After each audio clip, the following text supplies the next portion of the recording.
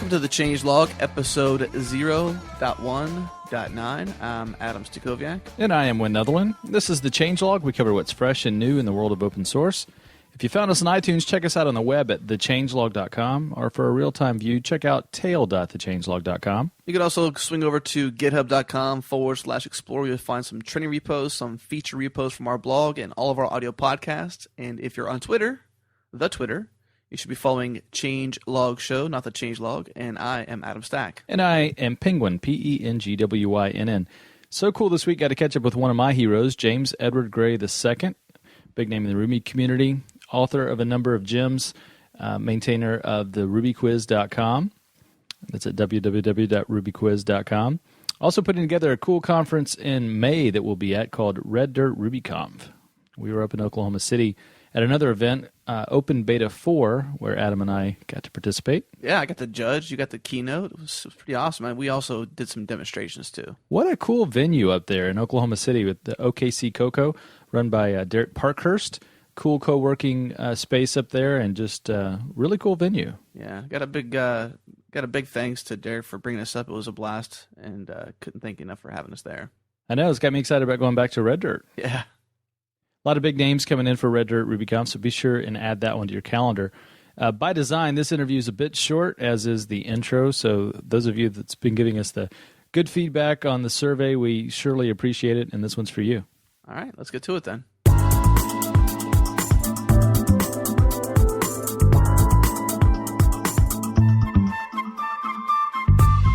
All right, Adam and I are joined today by James Gray in Oklahoma City. We're up for the Open Beta event in Oklahoma City at OKC Cocoa. So, James, why don't you tell the listeners a little bit about yourself, who you are, and why they should care? So I'm James Gray. On the internet, I go by my full name, which is James Edward Gray II, because if I don't, then my eye doctor gives me the wrong glasses. I've been in the Ruby community for a long, long time, longer than Rails has been released.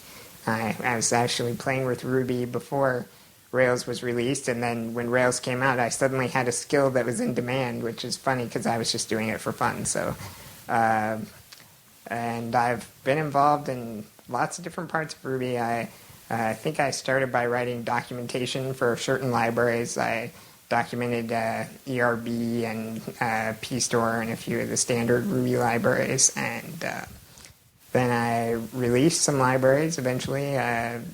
Probably the one everybody knows is Faster CSV, which eventually became the standard CSV library in Ruby 1.9. And then, I've stayed and done everything in the community and helped maintain the Ruby web page and just about everything. Where do you see Ruby headed with Ruby 1.9 as far as adoption? When do you think we'll be over the hump, as it were, with gem adoption on 1.9? Well, this summer I went to Japan to attend Ruby Kaigi, and that was their big focus, was they trying to figure out, how to get everybody onto Ruby 1.9, and so they can move forward. And that's definitely their main goal.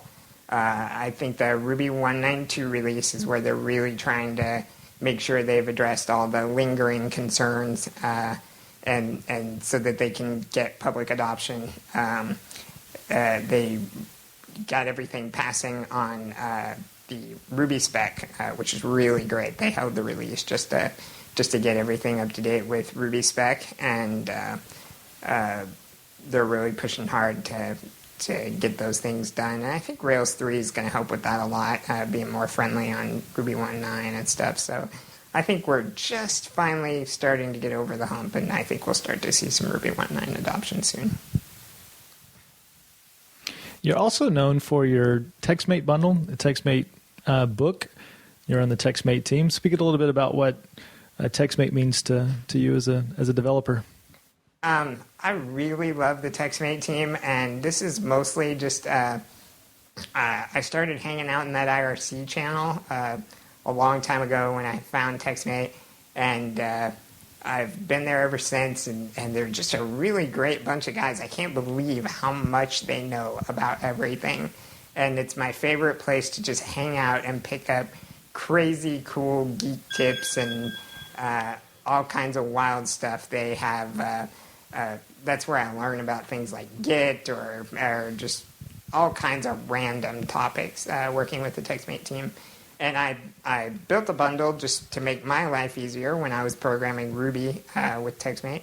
And I released it for a while and just on my blog, and people downloaded it from there. And then eventually Alan approached me and said, let's just take this and make it the Ruby bundle and replace what we have. And I've maintained that part ever since. And then after I wrote the Best of Ruby quiz for the pragmatic programmers, they were asking me, what other things are you interested in? What would you like to talk about? And I said, well, I'm pretty into TextMate and stuff. I'd love to write a book about that. And so they said, let's do it. So we did. And that's how I've been involved in the TextMate. It's an awesome, awesome book. And if you're in TextMate regularly, I highly recommend that you check it out.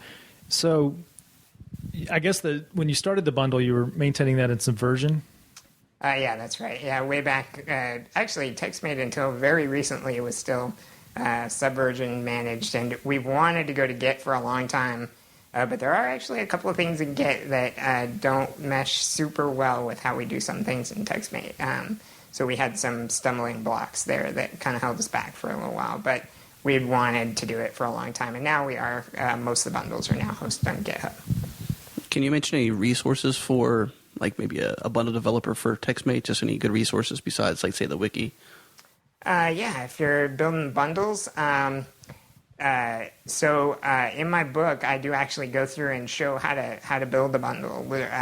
In fact, I literally built one that didn't exist when I was writing the book, and now that's one of the bundles we ship with TextMate. So I definitely tried to put everything I knew about it then, and I talked to all the members of the team back then to say, what's the best practices for doing variables, and that was how I showed off variables and stuff. So that is one of the most complete sections of documentation. But you mentioned the wiki, and it does have a lot of information, including like some best practices and stuff that we try to follow. So that's a pretty good place. The other thing I would tell you if you're doing anything with TextMate is go to the IRC channel. There are people always there involved, and they're very helpful. They'll tell you things. They'll work with you on code. You can post stuff. They'll give you feedback, and it's hard to beat that. Yeah, I actually, I'm not much of a developer, but I do some maintaining of the SAS bundle as well as the Haml bundle for TextMate. And one thing I found myself wanting to do was go into like actual TextMate and write some code versus use like that GUI bundle editor. Is that normal? Is that a normal thing? Absolutely, and you can certainly do it. You can open the bundles. So TextMate just stores files on the disk in XML. So you can definitely edit those for some things. But if you're talking about like writing bundle code and stuff, when you install TextMate, if you go into I think it's the bundles menu, and you go down to like TextMate or something, there's a install edit in TextMate. There's a command called edit in TextMate, and if you get it to install that, it'll put a thing in your edit menu, a choice called edit in TextMate. And so like if you're writing a mail in Mail, then you can go to edit in TextMate and pick that. One of the great unknown secrets is it works in TextMate's bundle editor. So you can open the bundle editor, go edit in TextMate, and it'll pop it into the TextMate. You edit and save, close, and it goes back to bundle editor. Very nice. You mentioned the IRC channel. Is that just hash TextMate? Actually, it's hash TextMate. It's an old IRC rule because it's not. Yeah, I'm not 100% sure on that. We'd have to look it up in Freenode, but it's a policy due to TextMate's not free software. That's what it is. It's because TextMate is only. I mean, the bundles are all open source and stuff, but the program itself is closed source, and because of that, it has to have two pounds in front of it. We've gotten away with a single hash on the changelog on our RC channel. I'm not sure if we qualify or not. Any inside information on when we might see TextMate 2.0? Everybody asks me that. I don't know. I know they're working really hard on it.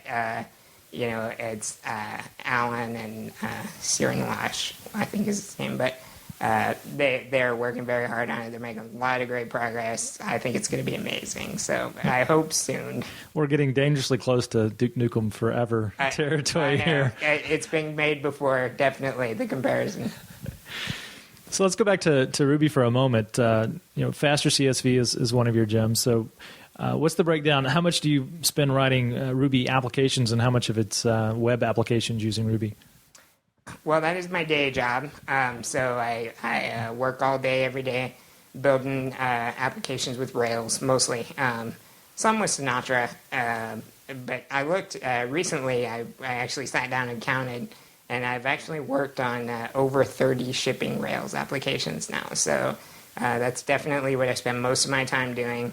Like I say, we do have some Sinatra, but I'm kind of one of the people at work they just give weird projects to. So there will be entire weeks when I don't write any web application code. Instead, I'm writing some crazy system that runs on one of our servers or whatever. So I love that about my job. I get to do different things all the time, and it's, even if I'm doing something boring, I don't worry about it, because I know next week I'll be doing something totally different, so.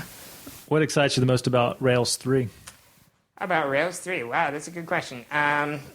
There's a lot of exciting stuff in Rails 3. I think I'm really excited about how much they've embraced Rack and gone down that road, and so now we can use just that awesome ecosystem of tools, and how you can just take a Sinatra application and shove it in there and route straight to it, or things like that. I also think the new query engine they put in there is really cool for Active Record. So I think those are probably two of the things that have me pretty excited about it. I've actually tried to play with it a little bit, but I was a little early, and there were quite a few pain points when I pulled it down and started messing with it. So it wasn't as much fun, but I know they're trying to work those out. So sometime in the future, we plan to have Yehuda on the podcast to talk about Rails 3, but let's just forecast he's going to be on soon.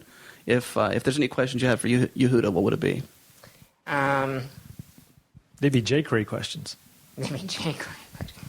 I love jQuery. I use that all the time. I see Yehuda pretty often at the conferences and stuff, and we chat quite a bit. So I think I'm kind of up on things. But that's a good question. We had a really good talk at Lone Star about modules and how modules worked in Ruby. I gave that talk at Lone Star last year about modules and basically explaining Ruby's method lookup system. And he said that he came up to me after that talk, and he said basically I had just described the Rails 3 development process, that's what they had figured out how all that worked, and now they were going back through and removing things like alias method chains so they could switch and just use Ruby's natural method lookup system, which I thought was really cool that they've done, really embrace more Ruby with Rails 3, and I thought that was neat. And when you say Lone Star, of course, you're talking about our awesome Texas Ruby conference, Lone Star Ruby Conf, in August of every year. No better time to visit Austin than 105-degree heat, right? But you're launching your own conference up in Oklahoma City, Red Dirt Ruby Conf. Talk a little bit about that. That's right.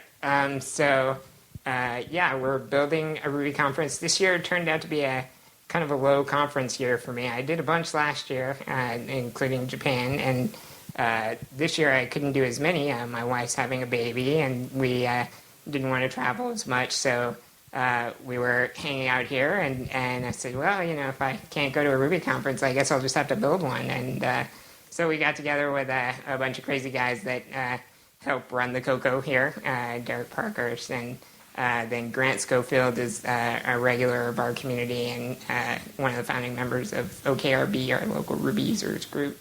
And then Dana has been helping me too with the conference. So we all just kind of threw in together and said, let's try to build a Ruby conference, and let's build the conference we've always wanted to attend. And that's exactly what we sat down and did. Single track? Single track, yes. One track. We thought long and hard about that, but we feel like the talks are always better on the single track, so we were like, let's do single track, one-day event, but let's figure out how we can maximize the amount of material that we could cram into it. So we totally redesigned the program. Single track, but multiple areas of focus. I know NoSQL is big this year. Talk a little bit about how you went into that decision process and some of the talks that you're looking forward to. So it came down to, like I said, we wanted to figure out how could we maximize the amount of content we could get in one day with a single track conference.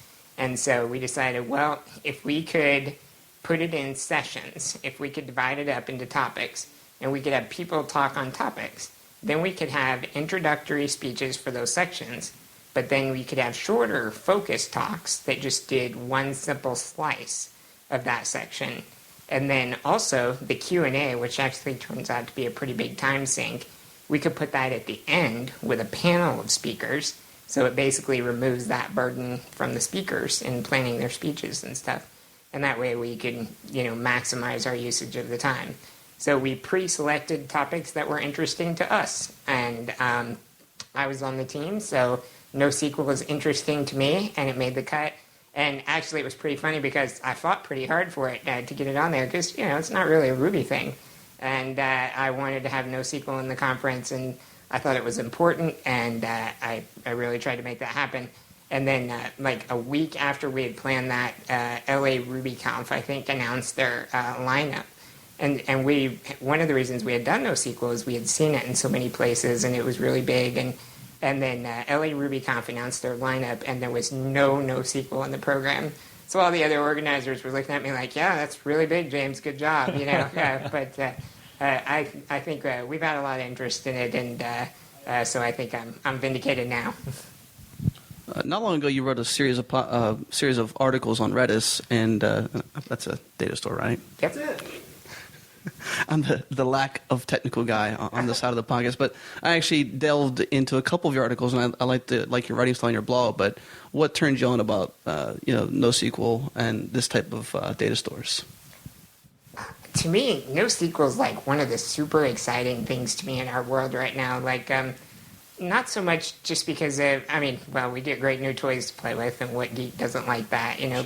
But also because it's kind of encouraging us to take a step back and just look at data a different way. We've gotten so used to just, cram it all in a MySQL database and it'll sort itself out, But this is like, this particular solution isn't as cool as a MySQL database, but it totally destroys it for this one use case, or whatever. And it kind of gets us to take a step back and think about the data we have and how we need to look at it and stuff. And I think that's exciting and cool. So, but I'm mostly a back-end programmer, so I enjoy that kind of stuff a lot. But so I really like how it encourages us to try new things. And Redis is a great example because it has like sets. It's basically memcache on steroids with sets and lists and things like that. So you can do all the great things you could do with memcache, and then more because you can do these kind of pseudo queries using set intersection and stuff like that.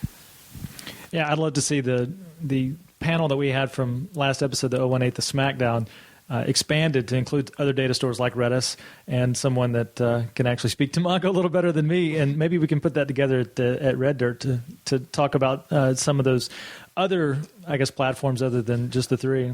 SmackDown too. NoSQL SmackDown too. That's right. But switching gears for a moment to talk, more about the personal side of your development.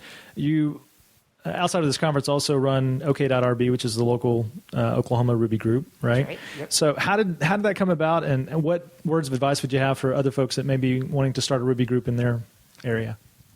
Well, OKRB was formed in the most logical place, which was New York City. So it was totally hilarious. I'd been thinking about putting a Ruby group together in Oklahoma for a while, and I talked to a few of my buddies about doing it, including Greg Brown, who does the Prawn Gem and various other projects. But I talked to him about it, and then Grant Schofield is another local, and he had also thought about doing a Ruby group. So he went to New York for some business thing, I think, and he decided to drop in on a New York Ruby group meeting where he met Greg Brown. And so they were sitting around talking. He's like, yeah, I've been thinking of putting one together in Oklahoma. And Greg's all, you got to talk to James. He's been thinking about that. And so Greg put the two of us in touch, and that's how OKRB got formed. That's awesome. That's awesome. You guys meet here at the OKC Cocoa, right? Right. Actually, we just moved here, our last meeting. We were always meeting up in Edmond because that's where I live, and I got plenty of flack for the 20-minute drive the OKC people have to make all the time. So now I'm the guy that makes the 20-minute drive to come down here to OKC, but it really has been wonderful. Our Cocoa is kind of our geek headquarters, and just being here in the very first meeting, our membership basically tripled. So that was great. It's an awesome venue. I'm impressed with the setup here. I can't wait for the event this evening.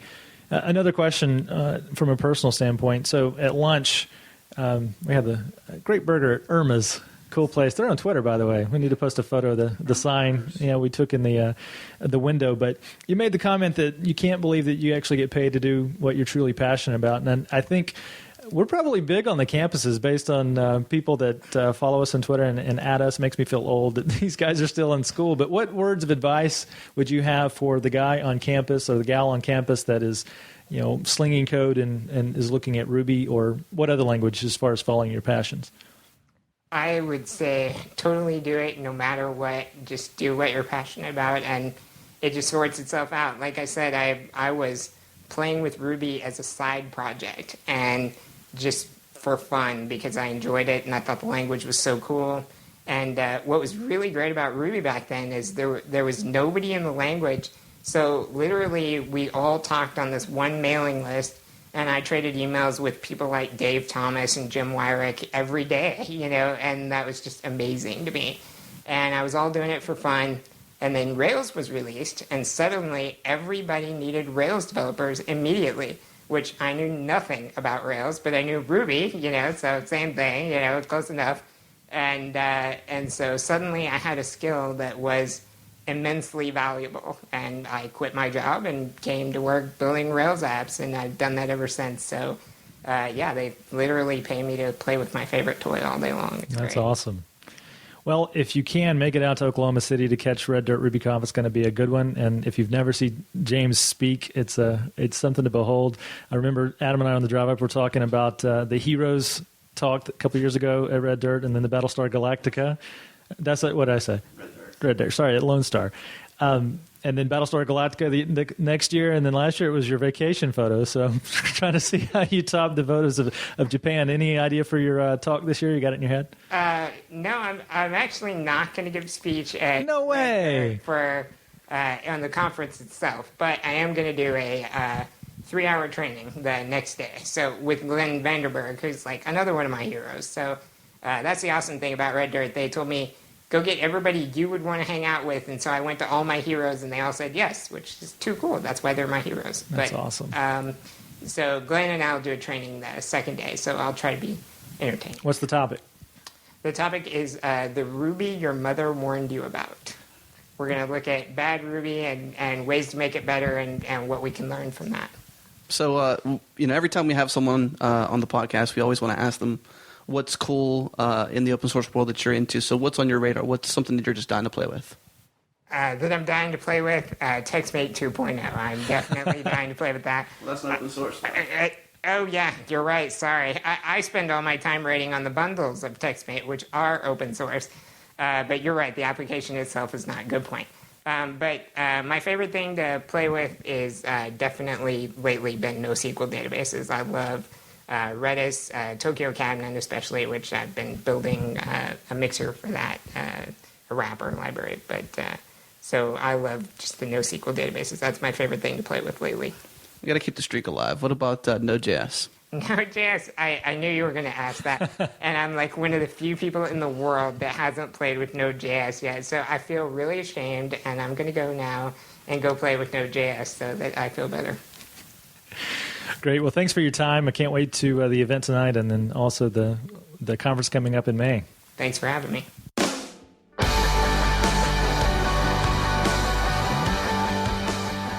Thank you for listening to this edition of the Changelog. Point your browser to tail.thechangelog.com to find out what's going on right now in open source. Also, be sure to head to github.com/explore to catch up on trending and feature repos, as well as the latest episodes of the Changelog.